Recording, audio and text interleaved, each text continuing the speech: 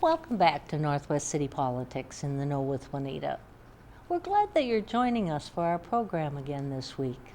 We're glad that there's people like you out in the community that are interested in the issues that affect our cities. It's important for good government to have people out in their communities who are following what's happening, what's going on, and then also taking the time to let your mayors and city council people know how you feel about issues, or taking the time to go to city staff and learning more about issues. If you haven't watched our program before, each week we'll have somebody on from one of the 9 cities in Northwest Community Television's viewing areas talking about the current issues in our 9 cities. And then from time to time, we'll have people on from groups and organizations and other legislative groups that affect all of our cities, which is what we're going to do tonight. We're very happy tonight to have Beth Bailey from now I gotta make sure I say it right, the Community Mediation and Restorative Services, right? Right. Yeah.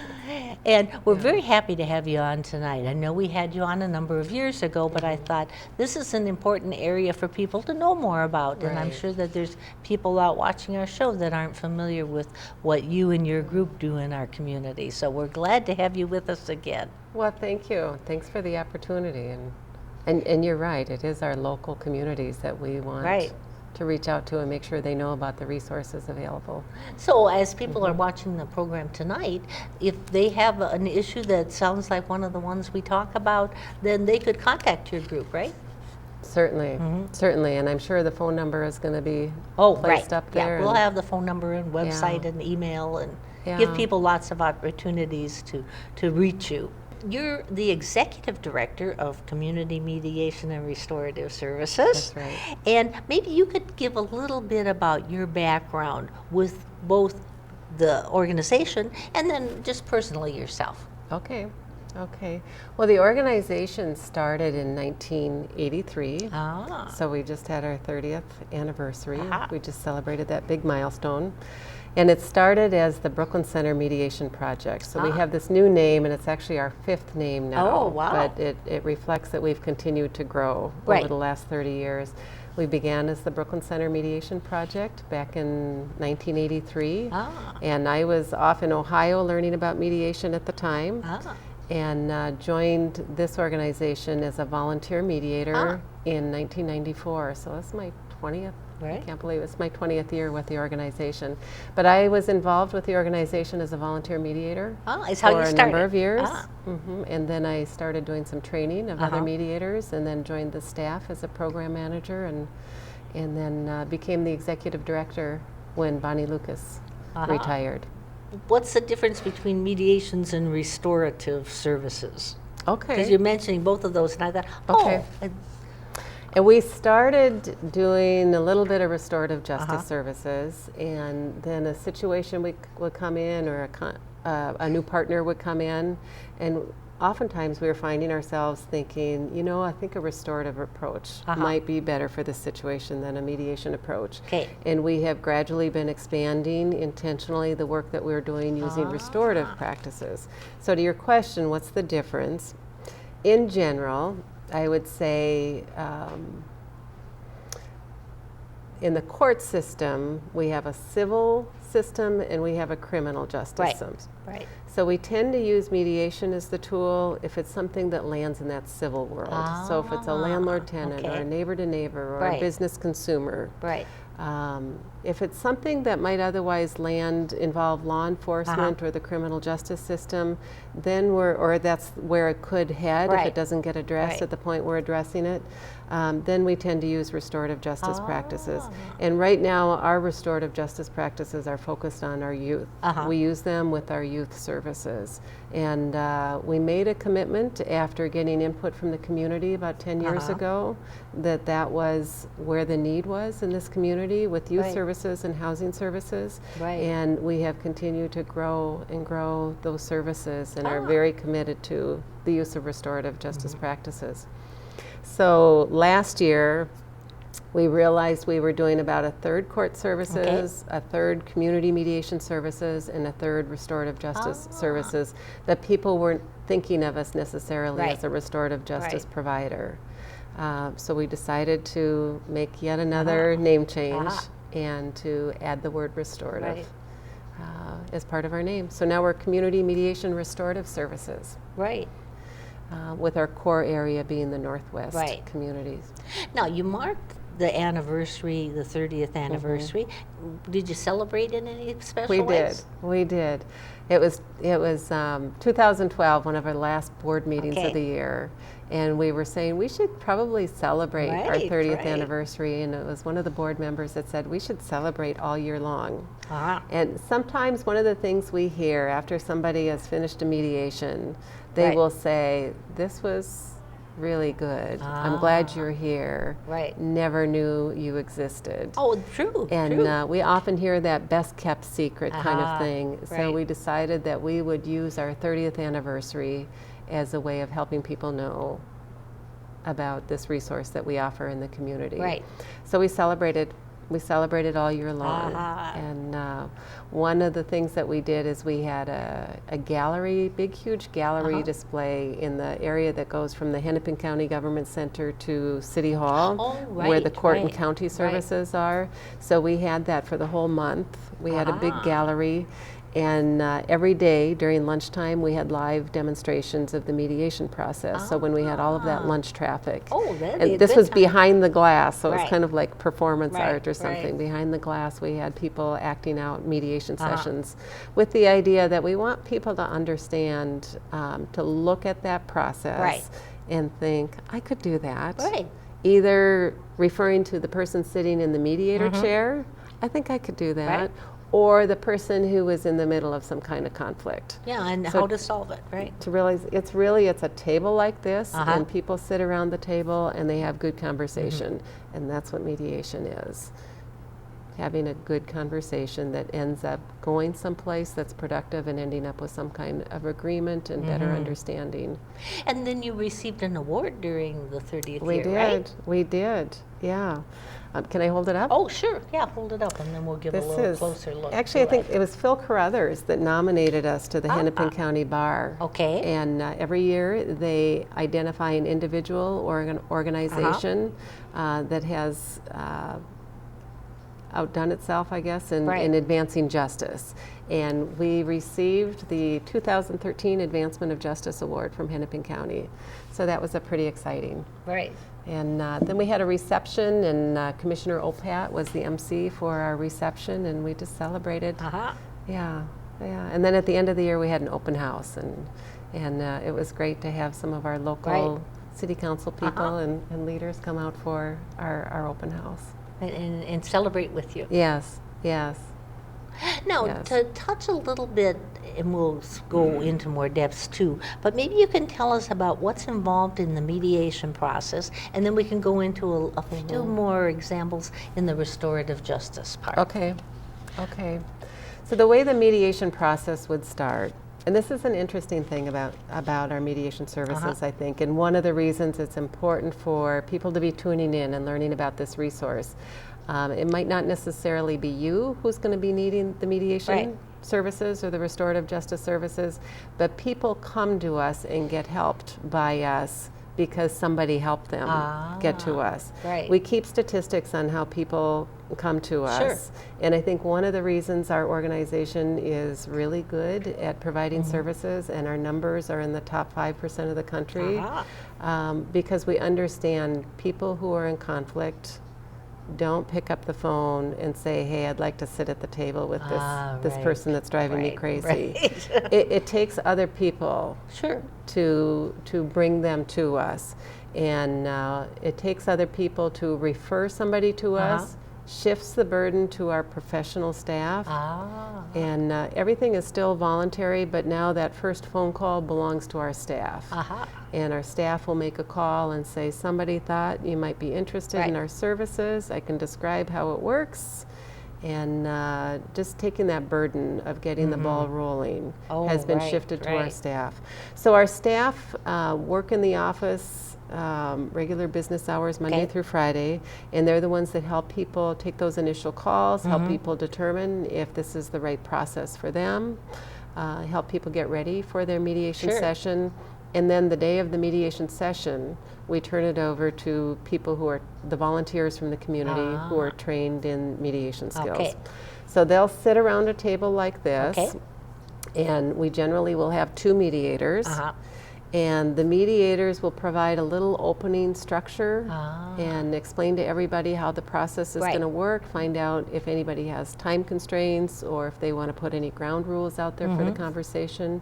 And then they get people talking to each other. And sometimes a really good mediation looks like the mediator did nothing because they got people talking to each other. Right. And beyond that conflict. Yeah. Now, if people need more structure, the mediators will adjust and provide a more structured kind of conversation. So it's not as formal as a court setting. It's not as daunting as having police who are trying to issue decisions. It's not losing the authority by sending it on to and asking for the city staff to make a decision, or some other school staff to make a decision. It's maintaining the authority to make the decision over that which is going to affect you, with the people who are most affected by it. But it's a little bit more formal than the conversation that you might have in your driveway with your neighbor. Sure.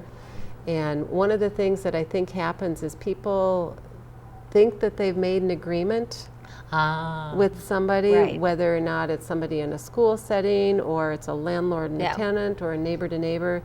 They believe they have an arrangement, they've made a decision, they have an agreement together, and it happened in this informal setting. And then the parties go off understanding that decision differently. So let's say you and I are neighbors, and you approach me because I have a mess in my backyard or in my front yard, and you're worried it's what it does to the property value of your home, or what kind of message it's sending. So I agree. We come up with an agreement, and I say, I'll take care of that soon. And I'm thinking soon means by the end of summer or before the snow falls. And you're assuming soon means this week. So part of what the mediators do is they hear those kinds of preliminary agreements, and they get more specific. Can you tell us, should we decide what soon means? And then everybody leaves there with a copy of the agreement. So you don't have that problem of everybody remembering the conversation a little differently. And the mediators invite the parties to help put their own agreement and their language and their words into that final agreement form. And then maybe a brief example on the restorative part. Restorative, as I mentioned, how we use restorative services more when there's been a harm done. Part of restorative justice philosophy is based on the idea that the people who are impacted and the people within the community are the ones that should be involved in the conversation. Let me back up a little bit. So our justice system inherited quite a bit from England. So if I did something to my neighbor, I'm held accountable to the king in England. That got modified a little bit in the United States, so that if I do harm to my neighbor, I'm not made accountable to my neighbor, I'm made accountable to the state. Right? So if I end up going to court, the case is the state of Minnesota versus Beth Bailey, even though you're the one that's been harmed and the harm took place in this community. So restorative justice is saying we want to hold people accountable, but we want to hold people accountable to the people that were harmed. And we want to restore the relationships that were broken in the community, because communities are impacted by harm, whether it's property damage or graffiti or shoplifting or disorderly conduct or bullying within a school setting. There's a broader community that ends up being impacted by that. So a restorative justice process will bring together, and our new logo has some of this visual reflection of these 3 different stakeholder areas, brings together victim, offender, and community to have a conversation. And the conversation has, the way we structure it, it has 4 different pieces to it. The first is what happened. And victims, one of the needs victims often have is information. They want to know why their house. Yeah. They want to know why it was their stuff that was taken. They want to know how this happened, who was actually here, how did this come about. And the only one that really has that information often is the offender. Oh, right. So it's a conversation about what happened. And oftentimes the other thing that happens, I think, and these are youth that we're serving, that's the youth who have harmed or committed an offense. I think the victim and the community members are finding out good person, dumb decision, dumb act, and not necessarily a threat. And you ask a kid why they did what they did, and they say, I don't know. And it's an honest answer. They're not real good sometimes about thinking of the consequences or being reflective. Sure. So the first part of that conversation is, let's talk about what actually happened in that incident. And then the second part is, who was impacted? And there's a tendency, adults do this too, but I think kids even more so, believe that their actions impacted stuff. So if I steal something of yours, I might be focused on the thing. I'm not focused on how that impacted you. You were waiting for an important phone call. You had all of your contacts in your phone. I stole your phone. It was more than stuff. Or I damage or do graffiti in your yard. You're afraid, possibly. So it's not just stuff, it's people that are impacted. They find out that how their parents were impacted when all of a sudden they look out and there's a police car and their son is in the back of that police car. So how are the parents impacted by that? And then we usually have a representative from the community to talk from the community perspective. How is the community impacted when our youth get into trouble? So then the third part is, and this is core to restorative justice, how might you repair the harm? So we're looking for some kind of plan, and everybody at this table will come up with this plan that will give that youth an opportunity to repair the harm with the input coming from the victim and the community about what would be an appropriate way to repair harm. And what we're looking for is something that's going to help that youth get reconnected to the community. And there's a tendency, I think, for us to want to remove people that have done harm. So if that's in a school setting and somebody's done something, we want to suspend them or expel them, or we want to remove them. And if it's in our community and they've done something, we want to somehow remove them from the community or punish them. But what we're trying to do is restore and build some of those ties within the community. So we had a youth, for example, that did some graffiti in the local, one of the local parks. And the people that came to that restorative process was a youth, mom, somebody who had adopted that park and was involved in, just maintaining and pride of that, and then somebody from the community who felt like her property values were going to be impacted, or she was afraid to bring her children to the park now. She didn't know if that graffiti meant gangs were having a presence within the park. And then we had somebody from the Park and Recreation from the city who participated that as well. And we that youth ended up volunteering with the Adopt a Park program, with the city's Park and Rec program. And later on, I understand, got a job with the Park and Rec. So what we're looking for is to hold them accountable, but restore them within the community. That makes sense. The very fourth part of that process is we ask the youth, what do you think you can do differently if you're in this situation in the future? So we know from the brain research about the adolescent brain that they're not the greatest at being reflective, not the greatest at planning ahead. But if you give them a structured conversation, they're capable of doing that. And that's basically what we're doing. But so I thought maybe we'd talk a little bit about some of the types of issues that come up, and you can maybe give an example, because it might be between some government agency and a citizen, Maybe you can give us a brief example, or so what people out there can say, oh, yeah, I know somebody that needs that kind of help. Yeah. So I think the agency citizen, that might be, let's say there's access to the lake, and there's all of these homes, and there's some kind of conflict about the shared access to that lake.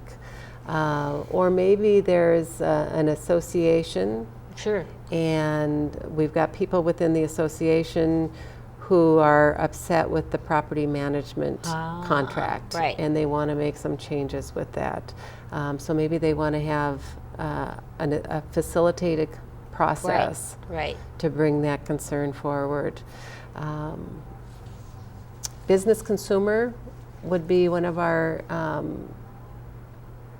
bigger areas of services. Oh, sure. So these are the kinds of disputes that tend to be under $10,000. Okay. You don't want to throw good money after bad money. Right. You could go to conciliation court. And we have a partnership with conciliation court. So we give people two different options. You can either skip conciliation court altogether. Conciliation court is small claims court. Right. The kinds of disputes in Hennepin County that are under $10,000. Right. So you can come to us and set up a mediation where the parties involved will figure out either some kind of payment plan, or some kind of way of fixing whatever service was purchased in the first place, or being able to return the product. Sometimes these are family members that are involved with owing money to each other, or it was a car that was repaired or something like that. So these business consumer kinds of issues, they can come up with some kind of agreement on their own. And then our office will follow up and make sure that the agreement is working out. Sure. However, we don't have any enforcement authority as a mediation organization. People tend to live up to the agreements that they themselves crafted. High compliance rates with mediated agreements. But if people want that leverage of the courts for compliance purposes, they can file a conciliation court first. And then immediately request mediation services, and conciliation court has the form to do that, to contact us and ask for the mediation services. And then we set up the mediation. There's usually an agreement that has several steps to it. Oh, certainly. And people hang on to that court date until they have compliance, and once they have compliance, then they can have the case dismissed. So one of the real advantages of getting it resolved in the community setting is people can do it on their own timeline. Oh, right. So if they don't want to take off work to do this, we do this over the phone. Even sometimes one of the parties is out of town, and as long as they are by a fax machine or a computer where they can email back and forth the forms that need to be signed, we can set up telephonic mediations, and it keeps people from having to go to court. Oh, right. At a time that might be inconvenient. And even when somebody gets a judgment in court, I think it's 1 in 3 times you actually get the money that the court has awarded you. It takes more steps to get that, as opposed to a mediated agreement where if people had a say, if they crafted that agreement, they live up to it. Every once in a while we get involved to help them tweak the agreement. The payment came late and it's going to be made late, and there's an agreement that gets tweaked, I guess, with our help, but we're still there to help them do that. We do some builder homeowner. We don't do much of that right now because the house building. Not so many, Yeah, it's more remodeling, I think, than builder homeowner. Employer-employee kinds of situations, or employee-employee situations. And honestly, where we get most of those right now is through harassment court. We would love to get those workplace conflicts one step sooner than harassment court. By the time it's gotten to harassment court, people are pretty entrenched and pretty hurt if they're actually asking for a restraining order. But there's a item number 9 in a restraining order in Hennepin County. The boilerplate language indicates it's not a violation of a restraining order to request mediation services through us. So we're considered a neutral, and we can provide people an opportunity to sort things out. And sometimes it might be a situation where the employee is already gone. but their belongings are still at the workplace, but they're not allowed to go to the workplace to get their belongings. So we can help facilitate that transfer, that exchange. Right. We have family conflict and post-decree kinds of issues. So in the mediation world in Minnesota, there's this division of labor. So the community mediation programs can't do divorce mediation. Okay. Those are the private practitioners for the most part that are doing the divorce mediation. But a lot of times people will end up with their decree, and their decree might say, Mom has the kids for Thanksgiving in even number years, and Dad has the kids for Thanksgiving in odd numbered years. So now they have to figure out, what does Thanksgiving mean? Does that mean the Thursday, Friday, Saturday, Sunday? Does that mean the 4-day weekend? Or does that mean from 8 a.m. on Thursday to 8? So they have to tweak that, figure that out. Or maybe they have a decree, and the decree is now 5 years old, and the kids are in school, and they weren't in school at the time. So they need to be able to make some shared decisions together in a way that's going to work for them and work for the children, and keep that level of unresolved conflict that can be really damaging for children from social emotional development. It's unresolved conflict that ends up harming I can children. see that. Now, how many of these mediations and restorative services did your group get involved with in the past year, in 2013? I've got our statistics from the most recent annual report. Okay. And we had 1,015 cases referred to us altogether. That's what I mean. We're doing an awful lot of work in the community. And 461 of those were in the courts, so that would be either housing court or harassment court. We're starting to see those numbers in housing court come down, but we doubled up the amount of mediators that were going down to housing court as that crisis, the foreclosure crisis hit. And interestingly, Minnesota was #1 in the nation in the foreclosure crisis in tenant-occupied foreclosures. So it hit our rental community really hard. It hit the landlord community really hard too. And it's still happening, and it's still going through. But we're seeing some of those numbers come back to pre-foreclosure crisis. But we really did ramp up our services for landlords and tenants. We also do tenant-tenant kinds of mediations as well. So 461 of those looks like we're in the courts.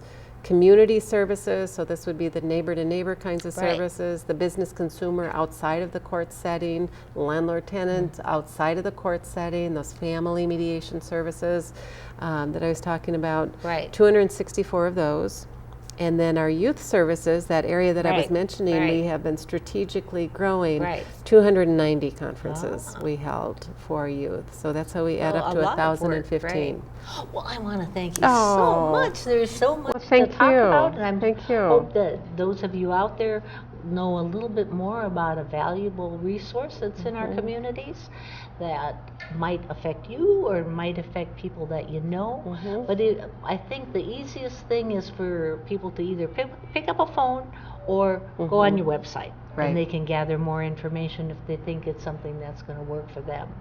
And we'll ask you to watch for part 2 about community mediation and restorative services information next week. We're glad that you're with us, and we hope you come back. Bye.